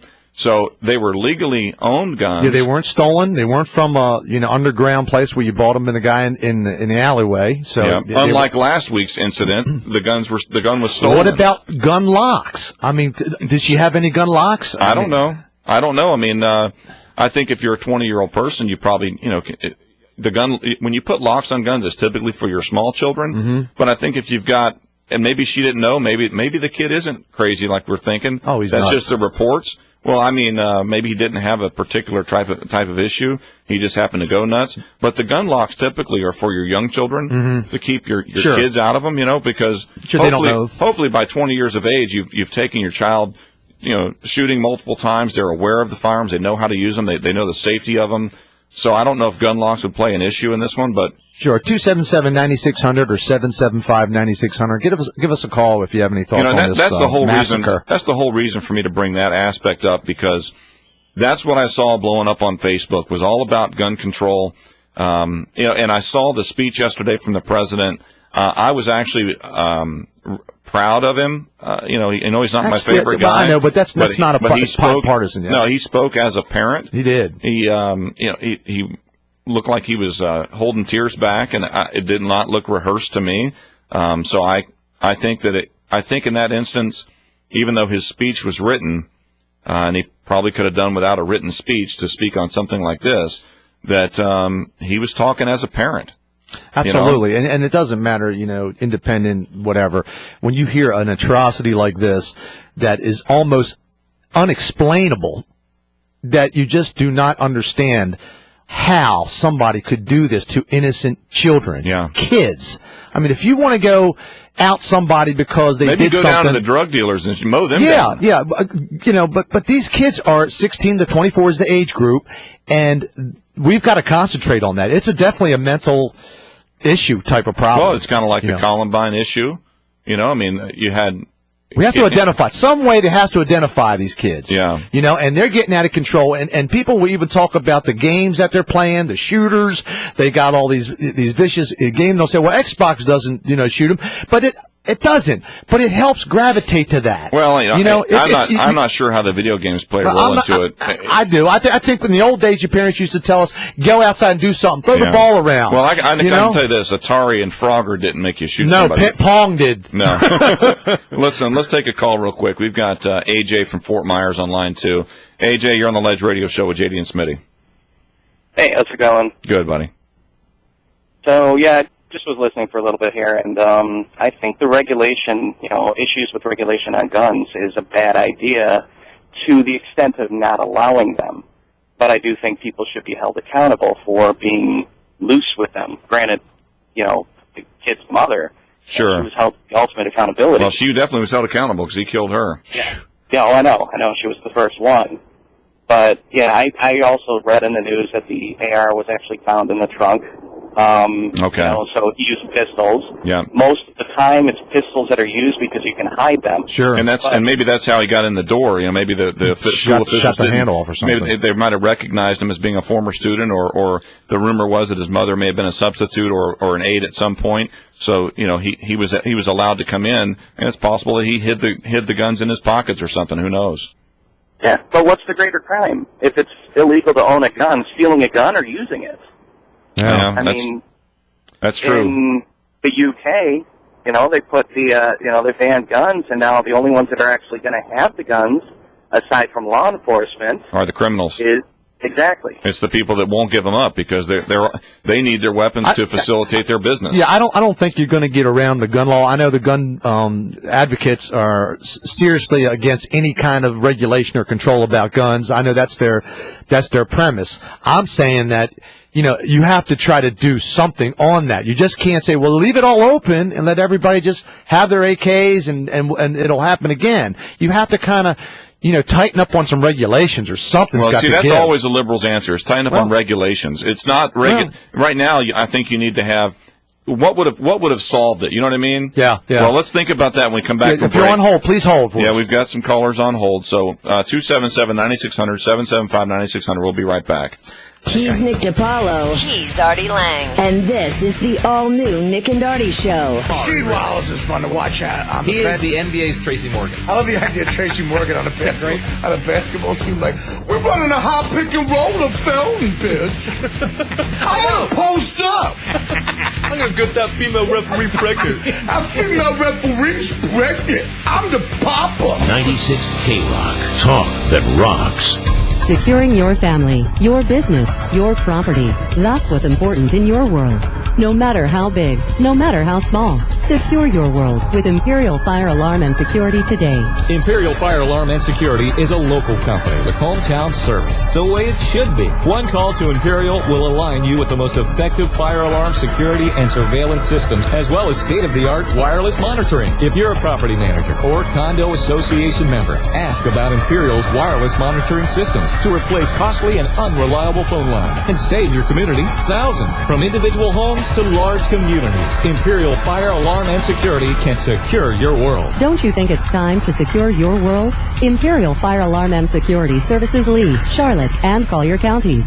Learn more at imperialfiresecurity.com or to schedule your free consultation, call 239-288-6482. Secure your world at imperialfiresecurity.com. License number EF2000046. The nicest used cars anywhere in the country are right here in Naples. And they're all on NaplesUsedCars.com. Hundreds of extra clean, low-mileage used cars at a fraction of their original prices. All makes, all models. And right now, during our year-end clearance event, we have over 130 cars on sale for under $10,000. 130 cars on sale under $10,000. Imports like Toyota, Honda, Kia, Nissan, and Hyundai starting under $10,000. Domestics like Ford, Chevy, and Dodge under $10,000. Even luxury vehicles like Mercedes, BMW, and Audi are on clearance starting under $10,000 during the year-end clearance event right now at NaplesUsedCars.com. Browse at your own pace 24 hours a day. Get your trade value, your interest rate, your down payment, your monthly payment, even fill out your credit app online. Plus, we'll buy your car even if you don't buy one of ours. Visit NaplesUsedCars.com. That's NaplesUsedCars.com. Plus tax, tag, and title fees sponsored by Germain. Hey, Southwest Florida, it's Caroline, Abby, and X here. And, you know, we had such a huge month in November that Billy decided he got to have a little extra vacation time this December. And he has once again left the store in our hands. I like it. I kind of like being in control, but I'm telling you, man, I have been answering the phones like crazy. My arm's getting tired from holding up the phone. I got to tell you, ladies, I'm actually very proud of you, too. You guys have stepped up to the plate. I've been on the phone with the banks all month. Mm-hmm. I've expanded my vocabulary tremendously. You checking out HugeKiaCredit.com and seeing all the leads that are coming in through there, and people that are logging on. And, I mean, you've been working hard, X. It's been a complete team effort, yes. It's been okay. Not nearly as hard as you guys, because you guys have to do it in heels. I don't. Well, we have to earn our Cosmos. Yeah, right. That's a good point. That trash gets heavy. Man, you're taking out the trash. Those toilets sometimes are nasty. Yeah, they get pretty nasty, but you guys keep on top of it. But I do it because I love Billy, I love you, X, and I love Facilio Kia. You know what it is? It's huge. This is the best burrito I've ever eaten. Yum, yum, yum. This is the best burrito I've ever eaten. Yum, yum, yum. With plenty of beans, and plenty of cheese, and plenty of rice. Oh, isn't it nice? Yum, yum, yum, yum, yum. The this Monday, it's Moe's Customer Appreciation Day at the Moe's Southwest Grill, Daniels Road location. Welcome to Moe's! From 1 p.m. to 6 p.m., get free burritos. Daniels Moe's location only, limit 1 per person. Moe's says thank you to our loyal customers. That's this Monday from 1 to 6 p.m. only at the Daniels Road location. So stop out to Moe's on Daniels this Moe's Monday and get your free burrito. Thank you to all our loyal customers. Is the best burrito I've ever eaten. Yum, yum, yum. Welcome to Moe's! What you just said is one of the most insanely idiotic things I have ever heard. At no point in your rambling, incoherent response were you even close to anything that could be considered a rational thought. Everyone in this room is now dumber for having listened to it. I award you no points, and may God have mercy on your soul. Now back to the Ledge Radio Show with JD and Smitty on 96 K-Rock. Welcome back, 239-277-9600 or 775-9600. You can email us at JD or Smitty at theledgeradioshow.com. You can check out our live stream as well at theledgeradioshow.com. Smitty, when we went into break, we were talking about the shooting in Connecticut. A lot of different issues, gun control, medication on it with children. I think America has to get serious about mental illness. Yeah, a lot of different issues. They have to. And we got a couple callers on hold waiting through the break. Let me go to Keith. Keith is on line 1. Keith, you're on the Ledge Radio Show with JD and Smitty. Hey, good afternoon, guys. How you doing? Oh, hey, Mr. Keith, what's up, buddy? Hey, not too much. Hey, Smitty, you and I were having a conversation before the show this morning, and as you know, I'm a law enforcement firearms instructor. And it's just absolutely amazing to sit back and listen to the rhetoric that's coming from the not to pick on you there, Smitty, but from the liberal side about about gun control. Mm-hmm. The first thing is that I think before people start politicizing this event, I think the first thing that needs to happen is people need to take the victims and the families of these victims into consideration and give them an opportunity to grieve. Every single time we have a tragedy like this, no matter what it is, the media is always so quick to, suddenly now give a star profile to the shooter. All right. And the emphasis is put on the shooter and all of his problems and everything else. What about the families of those children? Well, here's something that nobody thinks about. As a former law enforcement officer, what about the first responders that had to go into that building and see the bodies of those children?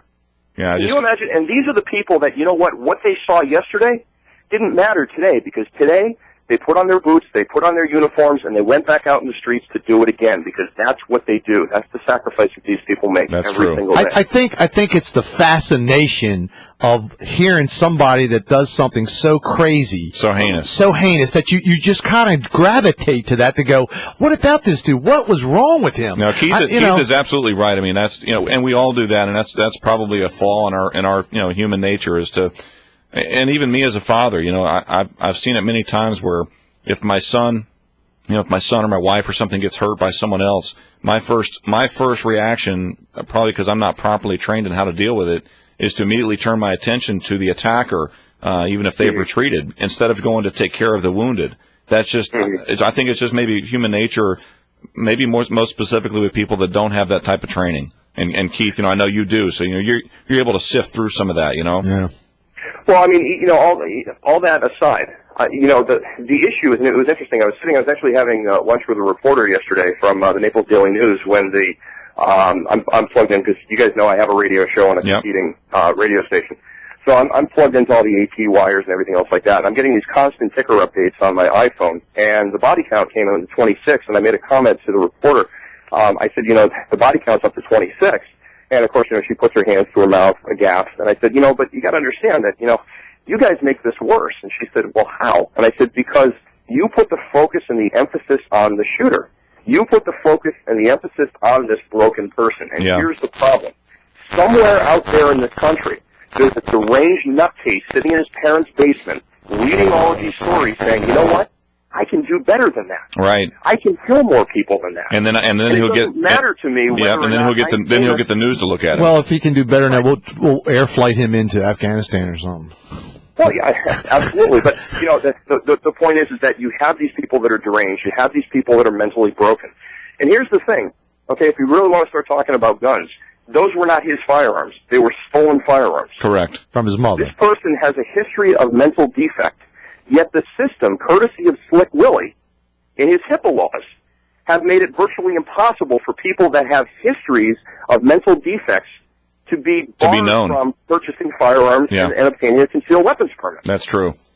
Well, we want to thank you for calling in, my friend. We're going to tune in your station as well and listen to you. Yeah, Keith, give us a go to our website, give us an email. Maybe we can do some little cross promotion and come on your show. You can come on our show. We'll do something like that, buddy. Absolutely. Hey, thanks, Keith. Thank you very much for the time, guys. All right, thanks for listening. Let's we got a couple other callers on hold right now. Let's go to Bob from Fort Myers on line 2. Bob, you're on the Ledge Radio Show with JD and Smitty. Hey guys, what's going on? Just kind of wanted to make my own comments and my own thoughts. Please do. A lot of these things happen in schools and things like that. I mean, I've got a concealed carry, and it's kind of scary for me to even carry because the laws that apply to me don't apply to somebody that doesn't have the concealed carry. True. Now, if the student walks in and starts shooting somebody, and I decide to shoot that person that's shooting other people, I would then be, committing a felony because it's a felony to carry a weapon in school, correct? Yeah, that's right. I don't know if it's a felony. I wouldn't want to put false words out there, but I know that I'm not exactly sure. Yeah. But it's against the law. Illegal to carry. It's against the law, yes, to carry in schools. Yeah. Now, but the people that don't listen to those laws, Bob, is just what you said. It's these crazy nut jobs that they come in. They don't read those laws. They don't look at the signs. They don't care about the law. Right, but you have to look at it. Do they understand those laws, and do they walk into those situations saying nobody else here is going to have a weapon? That's until the police arrive. Yeah. I have 15 to 20 minutes to do what I need to do. Now, when you start talking gun control and things like that, and banning things like that, there are students at FGCU that want to create or allow students that have concealed carry to start to be able to carry on premises and things like that. Yep. I mean, it's so hard. Do students actually understand the laws and realize, hey, if I walk in, bingo, I got 20 minutes to do everything I need to do. You know, Bob, that's something I mentioned earlier this hour, was when that criminal walks up to that school, to the entrance to the school, and he sees a sign with a circle and a line through it with a picture of a gun on it, he knows immediately. He knows that everybody behind that sign and in that school is disarmed, except for maybe the resource officer if they have one. Right. Now I'm the person that legally goes out and abides by the law. I'm the person that has the weapon. At what point can I cross that line, shoot that person, or am I still? I don't know. Bob, I'm not an attorney. But I'd probably say that you probably get in less trouble having the gun on you if you used it and it worked out in a positive manner, as opposed to. I mean, the legal fees and everything that would apply to me because I have the permit. You know what I mean? Just ask Trayvon Martin. He'll tell you. So, I mean, that's another scary thought, you know? I mean, people make stupid mistakes, you know? Yeah. You just it's such a fine line to walk between having the permit and not having the permit. Laws apply different to the person that has the permit than the person that doesn't have the permit. You know, it's scary out there. It really is, you know? Well, Bob, we appreciate the call, buddy. Thanks for calling. Keep carrying, keep us safe, man. We appreciate that. 277-9600, 775-9600. Looks like I got another caller on line 3, Sean from Immokalee. Sean, you are on the Ledge Radio Show with JD and Smitty. Good morning, guys. How you doing? Good, Sean. Sir. Thanks for holding, buddy. And it's a very hot topic. I've been listening for a while. Yeah, what do you think, man? Well, I think there's no easy answer to this. I work out in Immokalee. I'm local law enforcement, and I've been out here for over a decade. And unfortunately, the firearms that are used these days are just tools. True. You know, these people. I mean, you guys were talking about. You know, we've been talking about this all morning, all afternoon. You know, I mean, you guys have touched on a tremendous amount between the first responders responding, how they're going to respond to this, to your previous caller Bob here about acting as a good Samaritan, yes, in good faith, trying to eliminate. How do you think that would work out, Sean, with a person like Bob who, he disobeys. If he disobeys the law by bringing his gun in, he's carrying a concealed weapon, legally and lawfully, and there is an incident per se, and he's got a right to act. He's going to be covered. He's going to be under the. But what if some people are going to call him a vigilante? Well, what about this though, Sean? Sean, check this out. Let's say he's got his concealed weapon. Okay, he's got his permit, but he's at the school. Okay, and the school clearly says you can't have a weapon on school grounds or in a school building. But yet he stops the felony in progress. How would the cops look at that? How would the prosecutors look at that? He'd be a hero in my eyes. That unfortunately is in the gray area. Yeah. He is. On one hand, he is breaking the law by carrying a firearm onto school grounds. Yeah.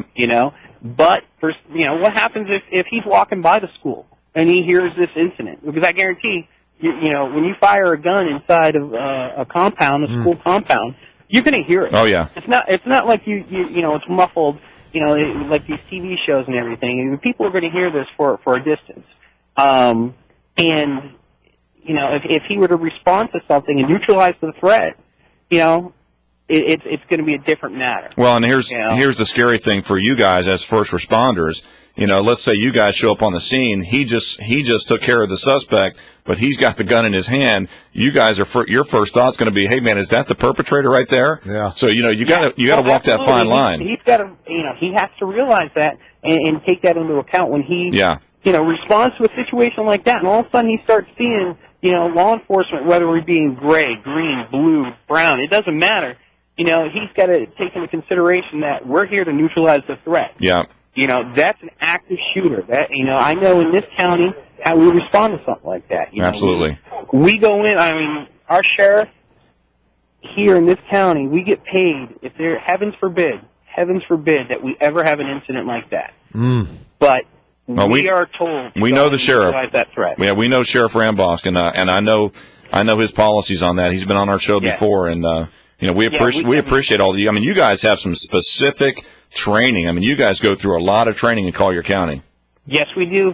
For this specific reason, he believes that the people of Collier County deserve, protection no matter what, and we are expected to go in and take care of business, so to speak. We're not out here to. You mentioned something earlier about the gun being just a tool, because I bring up the point that I look at the statistics and I see that there's more violent crimes being committed with baseball bats than with guns. But unfortunately, the media politicizes the guns because that's their agenda on the left wing of the party. That they're towing the party line for the liberals, and their big thing is to get rid of the guns. I don't think that it's going to be a liberal issue with the guns, man. I think it always has been. That's what it is. I think it's a mental illness issue between 16 to 24-year-old men. I think it is. This gun thing is a small fries compared to what the illness. I think that's the true issue, but they use the gun issue as their Go ahead. What were we saying? Cornerstone. We all agree. All the guys on my shift this morning, we've been talking about this, and we all agree that it's a mental issue. That absolutely. This person is. We've done away with the providing health care and mental care for these people. Yeah, but the rest of get serious about it. You're right. And now that how hard is it to go to a store? It doesn't matter which store. Like you can go to Walmart and buy any type of rifle firearm. It's a tool. It's a lazy man's tool. It's a very effective tool. It's a very deadly tool. But when it's used properly, it is a tool. Like you said, baseball bats. How many people have died by the hands of a baseball bat? Yeah, true. How many people died last year in car crashes? Well, car crashes was way up there. We had car crashes. You had tobacco. DUI. Tobacco was like 500,000 people killed by tobacco. Yeah. So what, are we banning tobacco? No, we just tax the crap out of it. I have friends that, both sides of the fence. They believe that we should control firearms. There are people that, believe that we shouldn't control firearms. I don't know what the answer is. Right. Well, if it was easy, everybody'd have a solution, that's for sure. Exactly. And this one act, it's an evil act. And, as local law enforcement, how do we fix it? I don't know. Yeah. All I know is that, it's a messed up situation. It's an unfortunate situation. I believe that there is going to be some sort of, I don't know, the president stated last night that he was going to do something about this. I'm afraid that it's going to be the wrong control. I know where you're heading with this, and I agree. We'll see. I think he's going to go after the wrong people here. Like the law-abiding citizens that do follow the laws, that do carry firearms, that. Well, like they say, one bad apple ruins a bunch, and you got one crazy lunatic, and who gets punished? Everyone that's still alive. But it's one every 2 months or so now. It's starting to be too prevalent. Yeah, it is crazy. I mean, the amount of incidences that are going on right now, and the copycat, there will be another one. That's what I said. You're absolutely right. There will be another incident before Christmas, before New Year's, because you're absolutely right. Some crazy. Well, Sean, I use that term. Sean, check. Listen. I just want to let you know we got to go to a hard break, but I want you guys out there in Collier County, all the sheriff's deputies. You guys just keep doing the job you do. We appreciate what you do, trying to keep us safe. And I know that you guys patrol the schools. You've got active members in the schools to help keep the schools safer in Collier County. And I'm sure that Lee County is the same way. Sheriff Scott was out of town this weekend. I was going to try to get him on the program for Lee County. But, you guys just be safe and keep us safe. You know what I mean? I appreciate it. We always try to do our best. I mean, like you said, there's always one bad apple, but I'd say 99.9% of us are out here willing to do what has to be done to make sure that the citizens of Collier County go home safe every night. All right, Sean, take care, buddy. We appreciate it, man. Thank you, guys. You guys have a good one. Thanks, man. 277-9600, 775-9600. For those on hold, just keep holding through the break. We'll be right back. You never know what we're going to say or do. Take 96 K-Rock wherever you go with the iRadio Now app. iRadio Now. Available for free on all smartphones, including Android. The biggest personalities in radio entertainment. Available on one app. iRadio Now. The iRadio Now app for all smartphones. Just go to the App Store and search iRadio Now. And download it for free. Brought to you by Jason and Todd at the Diamond District, Coconut Point. Visit 96krock.com for more information. iRadio Now. 96 K-Rock. Securing your family, your business, your property. That's what's important in your world. No matter how big, no matter how small, secure your world with Imperial Fire Alarm and Security today. Imperial Fire Alarm and Security is a local company with hometown service, the way it should be. One call to Imperial will align you with the most effective fire alarm, security, and surveillance systems, as well as state-of-the-art wireless monitoring. If you're a property manager or condo association member, ask about Imperial's wireless monitoring systems to replace costly and unreliable phone lines and save your community thousands. From individual homes to large communities, Imperial Fire Alarm and Security can secure your world. Don't you think it's time to secure your world? Imperial Fire Alarm and Security services Lee, Charlotte, and Collier counties. Learn more at imperialfiresecurity.com or to schedule your free consultation, call 239-288-6482. Secure your world at imperialfiresecurity.com. License number EF2000046. Southwest Florida knows that Duncan's Diamonds has the best prices, but it's their quality, selection, and excellent customer service that keeps customers coming back year after year. And Duncan's Diamonds customers have great things to say. Their sales team is extremely helpful and knowledgeable. I shopped at other jewelry stores, but there's no place like Duncan's Diamonds. And I tell all my friends to come here every chance I get. At Duncan's Diamonds, I found everything I was looking for. Great designers. I was awfully impressed with their Hearts on Fire diamonds and jewelry. They're really amazing. The customer service is excellent. You're free to take your time and browse without being hassled, and all your questions are answered. I've been to every chain jewelry store, department store, and independently owned stores. None of them beat Duncan's Diamonds prices. They are the best. I had some jewelry to sell, and by far, Duncan's Diamonds paid me the most cash and paid on the spot. Duncan's Diamonds puts your mind at ease. Best quality at the best price. Discover Duncan's Diamonds, Fort Myers on US 41, and in the Gulf Coast Town Center, where you'll find the largest selection at the best prices in Southwest Florida. Men over the age of 30, did you know that testosterone and energy levels are dropping and continue to drop as you age? Doctors refer to this problem as low T. There is a solution. The Man Stack. Exclusively from Total Nutrition, the Man Stack recharges your natural testosterone level. The result is a leaner core, denser muscle, a rocketing sex drive, and an adolescent supply of energy and stamina. The Man Stack is exclusively from Total Nutrition. If you're a man over the age of 30 and you're looking to build lean muscle, improve sexual stamina, and recharge your natural energy levels, it's time to try Total Nutrition's Man Stack. Visit any one of the 6 Total Nutrition locations. Cape Coral on the corner of Santa Barbara and Veterans, in Fort Myers on 41 just south of Pagefield, or in the Gulf Coast Carlos Town Center, and now on the corner of 6 Mile Cypress and Colonial between Zoom Tan and Verizon Wireless. Also in Port Charlotte on 41 and Cochran, and in Naples on the corner of Airport and Immokalee. Total Nutrition is your one-stop shop for protein powders, weight loss, and vitamins. This is Yanni from Total Nutrition. Seeing great service, seeing great prices, new better name. Visit us at TotalNutritionSWFL.com. Tiger Direct is celebrating 30 days of Techmas with an incredible one-day-only deal each and every day in December. This Thursday only, get an HD Action video camera for only $59.99. On Friday, a 7-inch Android tablet is only $59.99 after $20 mail-in rebate. And on Saturday only, get a 37-inch HD TV for just $229.99 after $30 mail-in rebate. It's 30 days of Techmas every day this month at Tiger Direct in Fort Myers at 13741 South Tamiami Trail. Amazing values. Dunkin's Diamonds Christmas sale prices. Savings up to 25 to 50% off. Dunkin's Diamonds has offered the best quality for over 3 generations. Multi-strand pearl necklace only $1.99. 1 carat total weight inside outside hoops $3.99. Diamond heart pendant starting at $5.99. 1 carat diamond earrings only $7.99.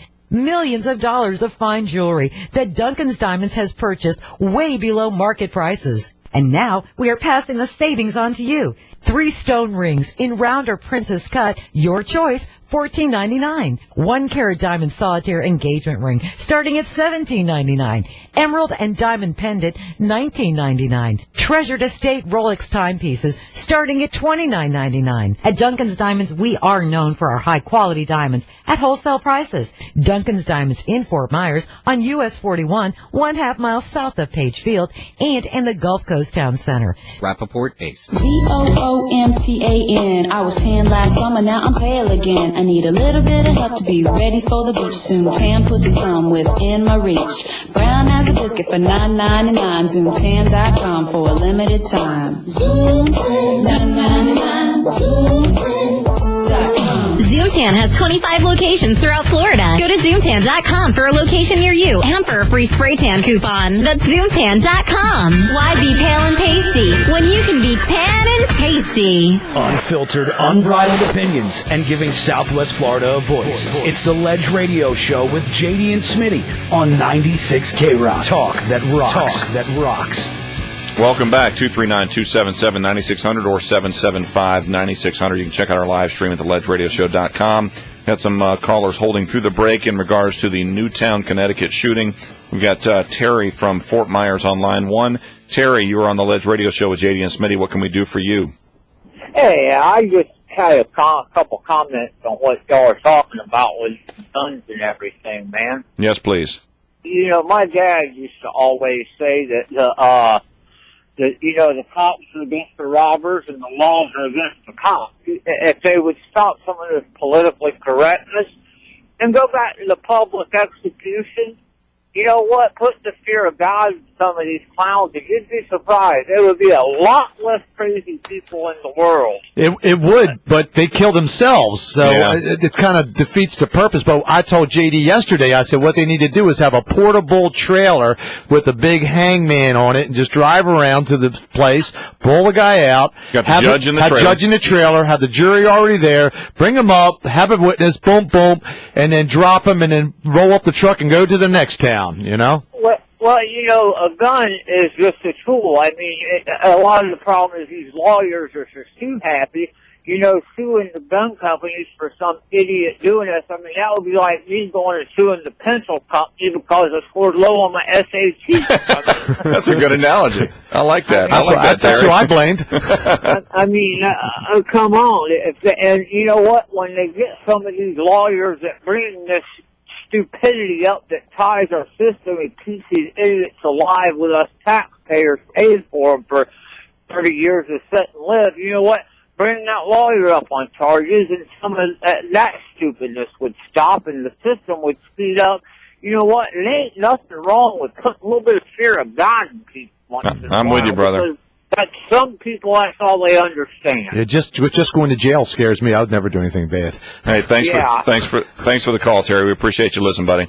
Yeah, have a good one. All right, 277-9600, 775-9600. I've got, let's see, you got line 2 lit up. Steve from Fort Myers. Steve, you're on the Ledge Radio Show with JD and Smitty. Yeah. Yeah. they keep talking about gun control and this and that. I don't really think that it's the control that needs to be done. Okay. I'm an ex-sniper. I've got 2 kids in Iraq right now. One in the Army, one in the Marine Corps. And all my kids, I've raised 10 kids, 7 grandkids, and 4 great-grandkids. And every one of them I've taught to use guns. Yeah. But I've taught them the safeties, the precautions, and everything else. It's not just it's the people. Yeah, the crazies. I mean, there's something wrong with the people, not the gun control. No, the gun worked fine. I think we have to start really itemizing and looking at the age group, 16 to 24, if that's the target that we're looking at, the kids, and start looking at them and try to isolate where the problem is between 16 and 24 years old. Well, but the problem, Smitty, may start earlier. Oh, absolutely. It's probably festering at that point, but it may have started earlier. Absolutely. But I think what Steve, is saying is true. If you can start out with good intentions, but if you can at least teach your kids proper, gun care and gun control, and to me, gun control is using 2 hands. Well, it's not just the gun control; it's them dealing with life. I've always had guns and knives and everything in my house. Yeah. But I have taught all my children, you don't touch it unless we're going hunting. You don't load it until we're in the woods. Yeah. Or going to the target range or whatever. I mean, I've got kids from 42 to 15. Well, it sounds like you're using the right, the right methods there.